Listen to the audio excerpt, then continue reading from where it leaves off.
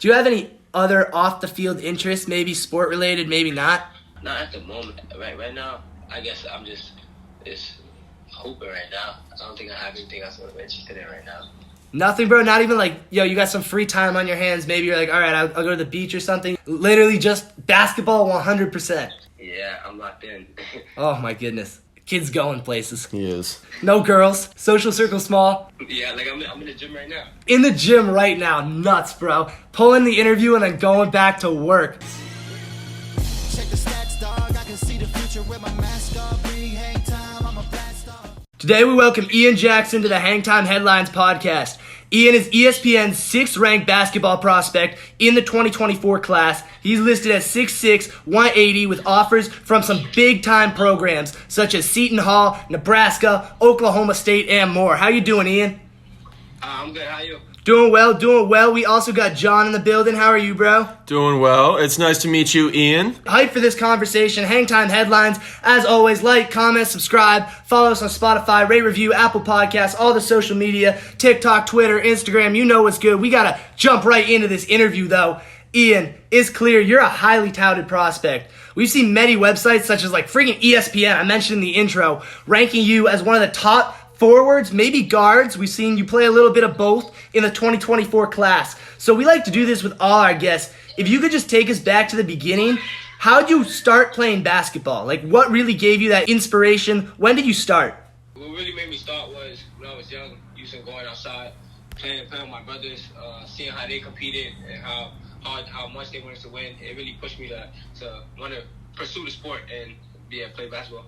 And like, what age were you when you first started? I saw a video, your parents, they were talking, it's clear, they've been a big influence in your life. When did you first pick up basketball as a sport? I started playing at 12 years old. At 12 years old. So were you playing other sports before then? Because that's normally the case, right? Nah, that's the first sport I picked up. No way, bro. So you really didn't play any sports till 12 and then you just started hooping? That's crazy. What? Yeah, sixth grade. All right, so walk me through this, because most kids that we interview, they're like, oh, I might have had a hoop, first, second grade, and then I started taking it seriously at this age. You hopped into it in 6th grade. Like, if you could explain to me just a little more, like, dude, how'd you get motivated to start playing basketball? Was it like a game you saw? Was it like your friends that were hooping? Like, 6th grade is crazy, bro, and you're a highly ranked prospect, so it's clear, dude, you've come a long way. Yeah, so in 6th grade, I went to a middle school which was like known for basketball and known for winning and all that. And I seen like their mentality about the sport, and I wanted to be a part of the winning culture and a part of the family they had over the school. So I guess that pulled me towards the sport. And were you good when you first started playing, bro? Like, how big were you? Were you good at all? Or was it like, oh my goodness, this is a new sport? Yeah, it was more of, oh my god, it's a new sport. I wasn't really tall. My 6th grade, I was about like 5'3", 5'4", 6th grade. Yeah, and it was just new to me, so I was just like new to it, trying to get used to it. So, Ian, when did you really see yourself start to separate from the rest of the competition? I started to realize it when I went to our Savior Lutheran in my 8th grade year. I started to see like a real large improvement in my game, and my mentality started to change. I really wanted to be good at the sport. I really wanted to take it serious at that point. And like in your younger days, can you talk a little bit about, the influence your parents and coaches played? Did you have any coach that stuck out to you, really helped you grow? How have your parents been supporting you throughout the process, My parents have been a huge support, just letting me know that they're there with me every step. It's trying to keeping me level-headed, telling me I could to push through, and if I really want to do it, I had to really put my all into it. And I had a series of coaches. My Whiskers coaches, my school coaches, that really made that extra push into making me become who I am. So when exactly did you fall in love with the sport of basketball? Because, you're playing it in 6th grade, and then in 8th grade you say, all right, this is when I started to get good, but when did that love and passion for the game come? It came after my first ever game in 6th grade, first school game, first ever game we played. I just love the atmosphere, and having the crowd root for you. And even when you're away, having the crowd, having them boo you, I love the energy that the sport gave when he was playing. So that made me really love it. And how'd that first game go? I played terrible. I played bad the first game, missing layups. It was kind of, I was nervous, so it wasn't the best game.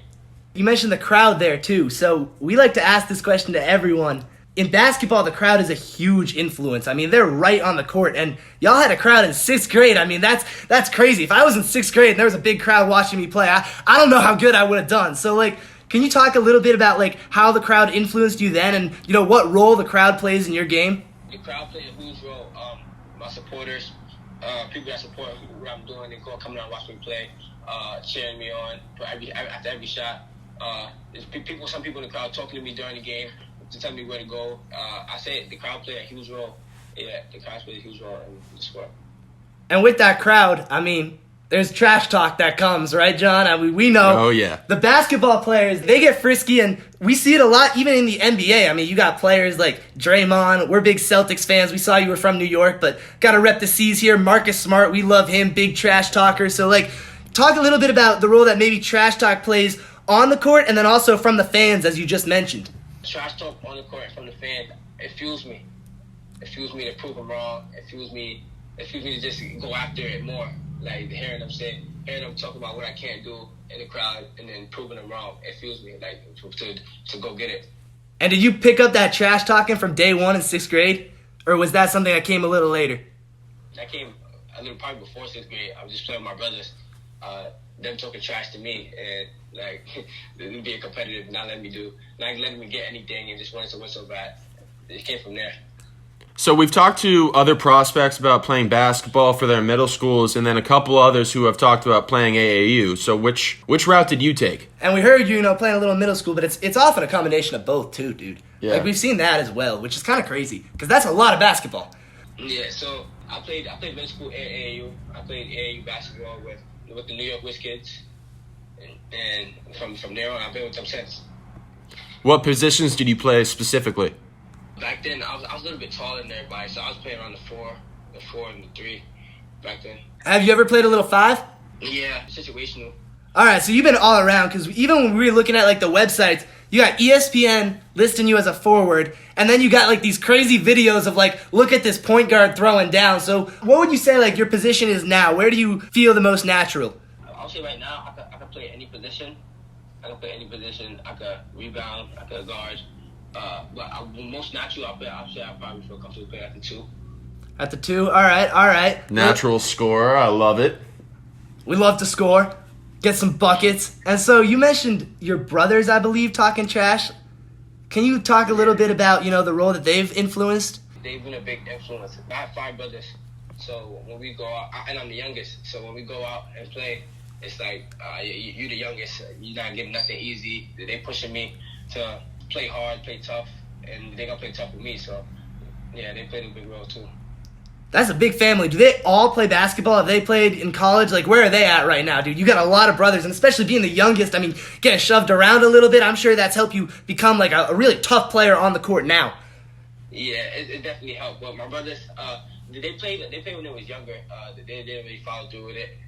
But it was basketball was always like a traditional sport in our family. Like everybody played, but I'm the only one that really like took it far after middle school.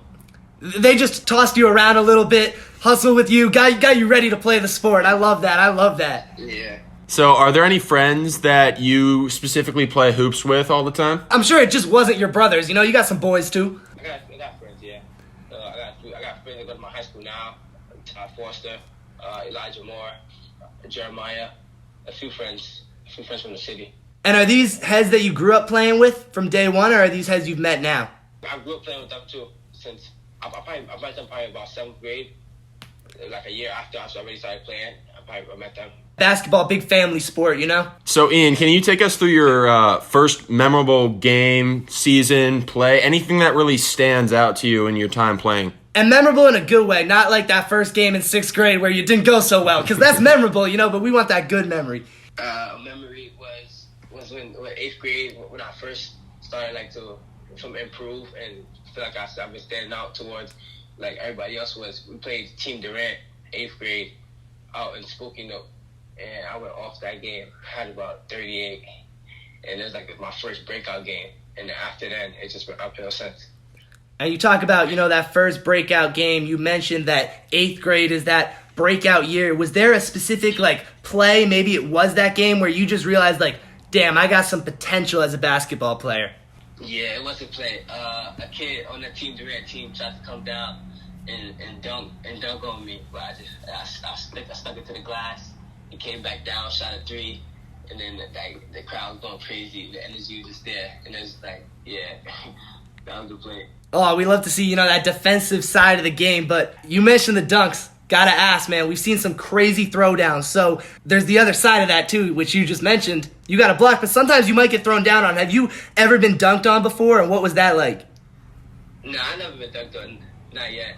Not yet, not ever going to. We'll block every single one. What about the other side? I mentioned some dunks, but what's your favorite dunk you've ever thrown down? Your most memorable one? Probably recently, last weekend, I did a windmill over a 7-footer at a camp. I made him scam. That's probably the most memorable dunk. A 7-footer? I think I saw that on the story, bro. Yeah. Low key. It was Oh my wildin'. Wildin'. I keep forgetting you're 6'6". What's your vertical, bro? Because 7 feet, you're jumping over a 7-footer. That's a big dude. That's like Shaq. Yeah. I don't know right now. I never really measured. It's very high. You can jump high. Yeah, it should be. And so, apart from, dunking, there's a lot of other points in basketball. Can you talk a little bit about your shooting game, maybe mid-range fadeaways? Yeah, I feel like my shooting game is decent right now. It can still use improvement, become more consistent, the form become more consistent. But I feel like it's solid right now. It's solid, but I feel like there's always room for my game to improve. Would you say right now you're more of a mid-range shooter, or can you consistently hit the 3-point as much as your mid-range? I feel like it's pretty even. I can consistently hit the 3-pointer, but I'm more comfortable with the mid-range. It was noticed in an article that you're also a great passer. Can you talk a little bit about, getting your teammates involved? It's clear you said you want to play the 2. That's a scorer, but you're still going to have some assists, man, and I've seen some crazy dimes. So can you talk a little bit about that part of the game? Passing has always been a part of my game. It's something that I've keyed in on more recently, that knowing I got to get my teammates involved, because defenses are looking to key in on me and stopping me from scoring. So to get my teammates involved, and when they get involved, they get rolling, and we get going as a team. Now flip it. Defensive side, right? You talked about a block, but big thing in basketball, taking charges. Can you expand a little bit upon your defensive game? And is that one of the stronger parts of your game? You love playing defense? Because some NBA players, it drives me crazy. They don't play defense during the regular season. But you got other ones, those players that grind night in and night out, that love the defensive side of the floor. And we see that, even college, the NBA, those players that can play defense from day one, they're often going to get a really good shot on the floor early, because coaches need someone who can lock it down defensively. I take pride in the defensive end. I feel like I can still get better at it, but on ball defense, I play pretty solid on ball defense. It might help defense become a little better though, but on ball, I feel like I'm good there. How would you say that middle school and AAU converted into your high school basketball so far? How does it compare? It's totally different. The way the game is played is more different. The pace is a little bit faster. You got to make a little bit smarter decisions. It's totally different. Did you ever have that moment in high school where you almost flashed back to 6th grade and you were like, damn, I'm in the big leagues again. This is legit. Did I have, what, in the school game? Nah, just maybe it was in practice. Maybe it was just a coach who ran you super hard. It's just dude, when you take that step to the next level, high school, college, NBA, there might be a moment that hits you and you're like, all right, I'm really here. I got to keep working even harder to improve my game, because when you move up levels, the kids are going to be better. You know what I'm saying? And eventually, they're grown men at a certain point. I mean, you're 6'6", bro. You're huge. Yeah. It was a few moments playing out in Dallas against Moody Elite. I had a big game against them. I had about 30, 33 against Moody Elite. And we'll give me a little flashback about what it used to be in middle school. So I mentioned it earlier. We have you listed at 6'6", 180 pounds, and that you're a sophomore in high school. Is all that correct? Yes.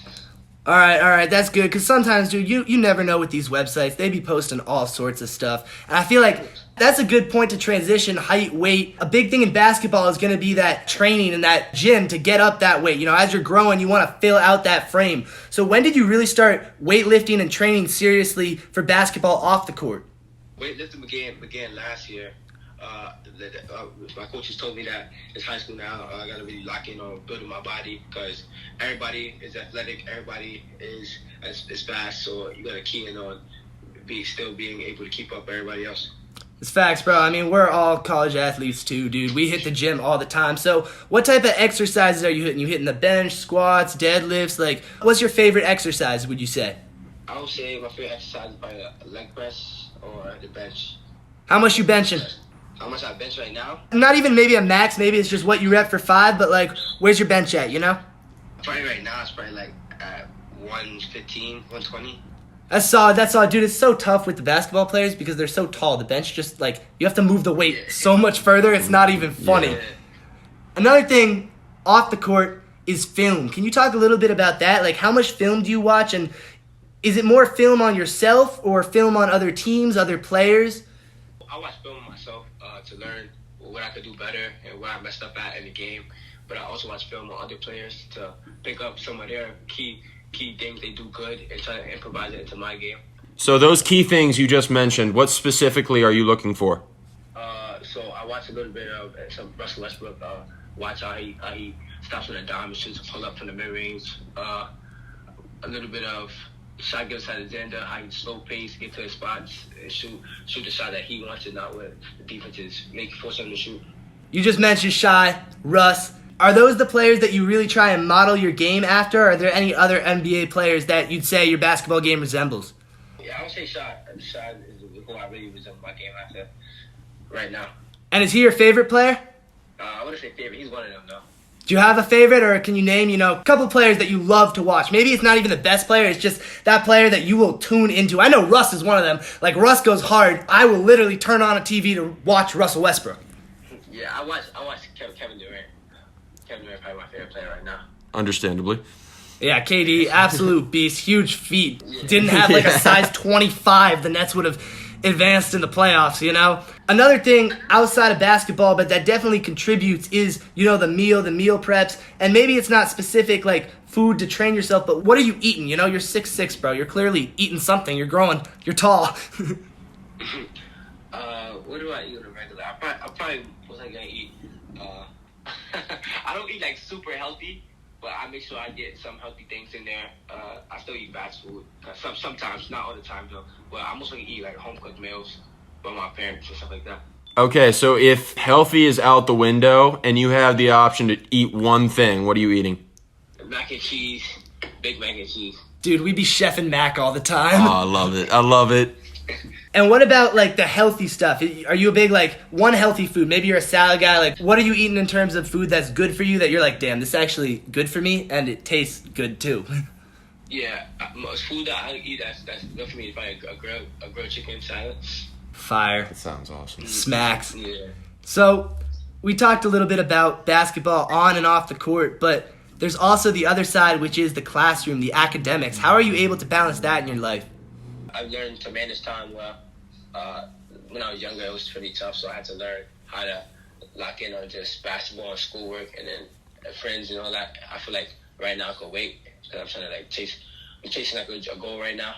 So you're in high school now, and you're starting to get into that step of approaching the next phase of your life. So what has been the college recruitment process been like for you so far? We've seen a lot of offers, bro, so walk us through it a little bit.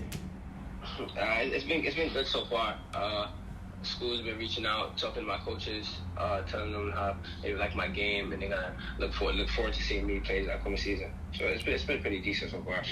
The one question I gotta ask off of that too, that first offer, it tends to be a special one. You get that and you're like, damn, I've made it. I got my offer. I'm going to college. It's huge. It's like validation in some way. You've been putting in all that work, and to see it really pay off like that, I mean, that's a pretty crazy feeling. So can you walk us through that first offer and kind of how it all went down? It was big. I was in the house. And my coach called and he was like, congratulations. What school is it? I think it was a university. It was Bryant. It wasn't not as big, but it was Bryant. And they offered. And it just meant a lot to me because it showed that all the work you put in is finally coming to pay off. But it's not over yet. You still got more work to put in. Exactly. You got to keep that mentality, keep the grind on. And, bro, we're from Boston. We know Bryant. We've been around Mass, you know what I'm saying? So just to get that first offer, dude, it's just like, all right, more are going to come. I just got to keep working. It's like that first little piece of validation, and I'm sure there's going to be a lot more down the road. So how many offers are you at right now? Right now, I'm at 7. Damn. All right. What was the first time you were really starting to get noticed by college scouts? I would say probably the summertime of my 8th grade. Yeah, becoming a freshman.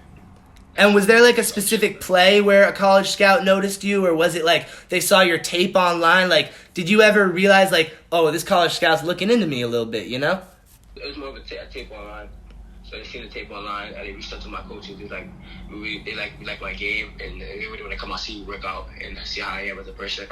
And we've seen, you know, a lot of players your age, they visit a lot of different camps. We saw you were playing for like Team USA. That's not a camp, that's a freaking USA men's national basketball team. But can you talk a little bit about any camps you may have visited and if like they played a role in your recruiting at all? I don't say I went to any big time camps yet. I went to May Hoops camp. That's probably the biggest there, but I don't say I went to any big time camps. You're dealing with a lot, bro. We've talked basketball, academics, camps. I shouted out Team USA. How have your, you know, friends, family, and others helped you through this process? They just been there talking to me, telling me that they know it's hard, telling me how I had to push through, and it's not easy for a 16-year-old kid to be going through what I'm going through right now. But I just gotta be humble about it and just keep going. Yeah, that's the key, bro. That's the key. And when you mentioned the offers, 7 offers. When you're looking at all these offers and these different schools, in terms of the basketball program, do you value like, oh, they have a lot of success in March traditionally, or oh, they have a super packed arena all the time regardless of how good they are. This is a traditional basketball program with history. Like, what is maybe one quality in a school you look for and you value? Just winning. I've always wanted to win. I've never been satisfied with losing or falling short. I just always wanted to win. And what's the loudest stadium you say you've ever played in? I mentioned, you know, college basketball, they got a crazy atmosphere. The loudest stadium probably at UIBL. How loud was it? Could you, like, hear, you know, your other teammates on the court? How many fans do you think were packing the place? It was packed in there. I think it's probably about 500 to 700 people in there. And that's like throughout the building. So even though they're not probably in the gym, but they're in the building, it's still like loud in there. So you can't really hear nothing. I mean, the noise is deceptive. We went to a small high school, but when you would get like 500 heads packed in a tiny gym, it would be loud. So it really doesn't matter like how many people you have. It's more about, you know, the arena, how the sound bounces, all of that. And obviously you're on the court hearing the noise. Have you interacted at all with any college coaches? Maybe, you know, you've reached out to them? Not at the moment. I haven't seen I personally interacted with any college coaches. I have had conversations with them, like brief conversations of them saying us introducing each other and meeting each other. But I wouldn't say I had anything further than that yet. I mean, dude, it's a tightrope. You see how I asked that question, you know, have you reached out to any of them? We know the deal, bro. We know the whole deal with the NCAA. Speaking of that, NIL, name, image, likeness, that's huge, bro. That's huge. A lot of players were considering, like, G League, going overseas. We've seen that because you weren't getting paid in college, but now you're starting to get that money in college. Does that factor in at all to your decision in terms of, like, okay, I can now go to college and get paid versus, like, do I want to go to college if I can make a bag overseas and play with some professional players at the same time? I feel like, yeah. To me, I don't think the money really plays a factor. It's just where I feel like my game will fit better and give me a better chance in making it to the NBA. It's facts. Money will come, bro. Money will come. It does not matter. But the NIL is cool, bro, because the college athletes, even the high school ones, you guys work so hard. You deserve to be compensated. Like, I don't stand for that either way. So it's hype now that you can, like, take the traditional route and get paid. So we've been in high school, bro. We're graduated now. We're finishing up college. But I was not a top basketball prospect. Not at all, bro. Not even remotely close. So do you feel like you have a spotlight on you or any added pressure just being the athlete that you are? Yeah, it's definitely a spotlight. I wouldn't say pressure because I don't really believe in pressure, but it's definitely added spotlight into people looking forward to you playing and seeing what you're going to do next and see if you can stay consistent. I wish I could not believe in pressure. Another thing, bro, so basketball, academics, little spotlight on you. You mentioned friends at one point earlier, and you said, you know, I can't spend as much time with them. I'll save them for later. And it's not save them for later type deal, you know what I'm saying? But it's tough to manage just, like, being around the boys when you have all of these other responsibilities that we've talked to. So how do you handle just your social relationships with your friends? I keep my circle small, so my people that's in my circle know that I'm trying to do something. So if I can't really like go out or something like that, they understand. They don't really take it personal. So just keep the circle small. Yeah, bro, keep the homies tight. Have that trust. That's how you got those friends for life, you know what I'm saying? Those heads who just know everyone, it's like, well, who's really your boy here? The other thing, dude, is like, I'm a dude. I like females. I'm not afraid to say it, you know? And in high school, like, I was definitely hanging out with girls. Do you have a female interest, a girlfriend? Like, how do you feel about that aspect? Is that something that you're just like, all right, that can wait till later on? Or, dude, you're a normal dude, you know what I'm saying? Like, there's obviously going to be some interest there. Yeah, it's interest, but right now I'm mainly focused on just basketball right now. That's the straight up answer, bro. Because again, like the money, the girls will also come. I promise you, bro. So have there been any other top recruits that you've matched up against as you've gone throughout high school? I matched up against a few. I matched up against Elliot, and Nas Cunningham. Nas is the boy. We love him. Just had him on the podcast. Awesome dude. Great baller as well. Have you ever played against any current NBA players, maybe former NBA players? We know the league be running pickup. We've talked to a lot of college players, and even high school players, they're shouting out all of these crazy names, bro, like De'Aaron Fox, like Tyrese Halliburton, like, dude, just crazy names of NBA players. Have you ever matched up against those heads who are in the league? No, I never had a chance to. Not yet. Unfortunately, not yet, but hopefully soon. It'll happen, bro. It'll happen, and that's just, it's a super cool experience. And we've talked a lot of positives, but everyone goes through struggles. Do you have any tough moment in your basketball career you wouldn't mind sharing? Yeah. A tough moment I had was 7th grade. I wasn't really playing up to par as I thought I would. You feel me? So, like, I started to lose confidence. Didn't really want to play no more. And it was just like, it was a rough time at 7th grade. How you push through that, bro? Because I'm sure that shaped you a little bit in terms of the man you are today. My family, my family, friends, they talk to me, tell me keep my head up, keep pushing through. There's no reason to give up yet. You just started. And I kept that mindset that it's just the beginning, so it wasn't really that crazy. So I just kept playing.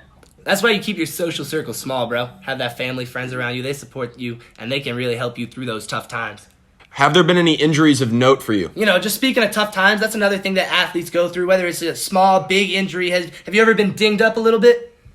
No, I never been through like a bad injury. Thank God, I never had an injury yet.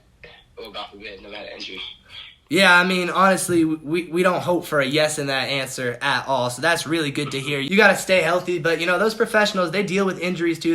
They're a part of the game. So, speaking of, professionals, do you have a favorite NBA team at the moment?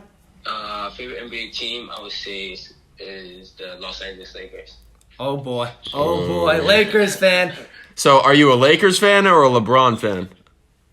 Nah, I'm a Lakers fan. Okay, got you. Had to ask. My Celtics has some battles with you, but one of the rare arguments that I will just go to the grave with is that Kobe's the GOAT. Like, MJ, LeBron, like, they're GOATs too, but my GOAT, Kobe Bryant, bro. Kobe Bryant is a freaking legend. So, who is your GOAT in the NBA, would you say?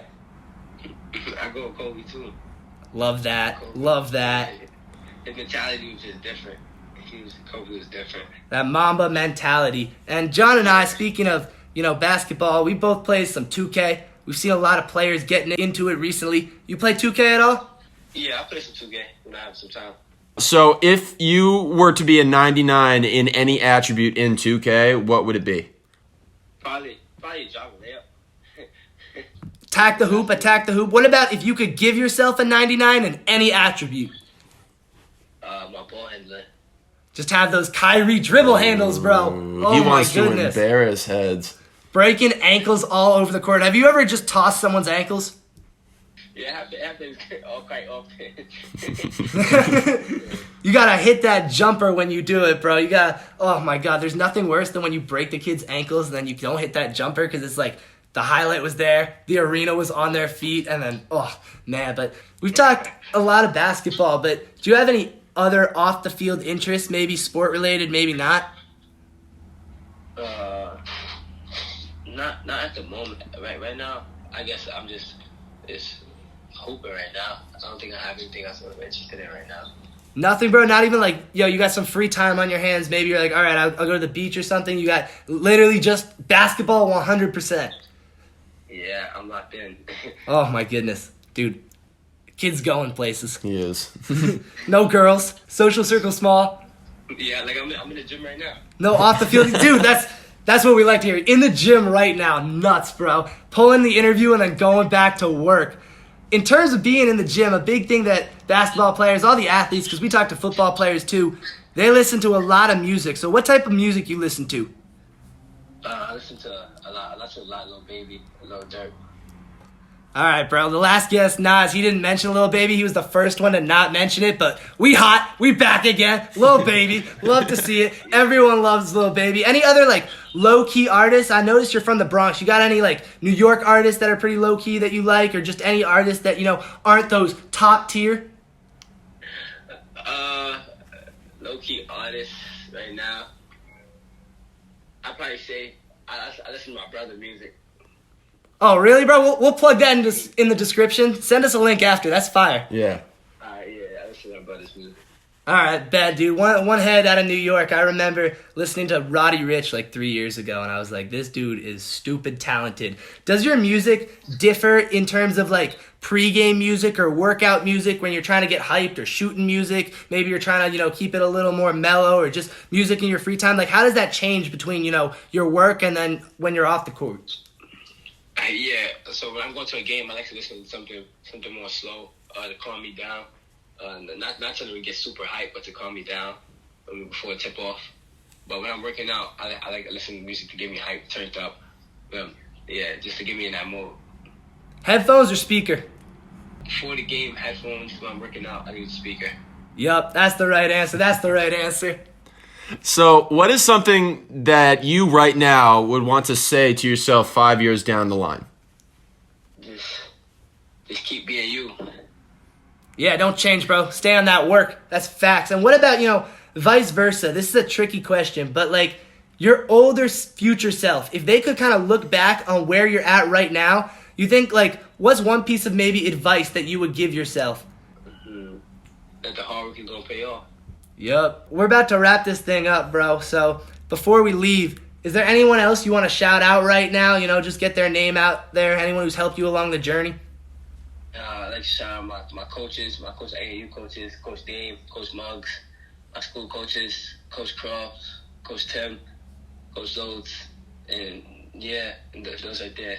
And my friends that been along with me since this grade. And your brothers for beating you up when you were a kid, making you a baller, bro. Yeah. All right, that's it, bro. Thank you so much, Ian, for joining us. Appreciate you coming on, man. It meant a lot. It was great. I'm glad y'all have me. It was awesome. Hang Time Headlines. As always, like, comment, subscribe. Follow us on YouTube, rate, review, Apple Podcasts, social media, Instagram, Twitter, TikTok. You know the deal. Ian, absolute pleasure, bro. Great interview. Dude, stay on that grind. You're clearly a very hard worker, down to earth, humble. We want to see you make it big, bro. And it's clear, like, you're putting in that work. So we'll let you get back to the gym, I guess. Thank you so much for taking the time to join us. Yeah, good luck, man. All right, thank you. Ballin' crazy with the hang time.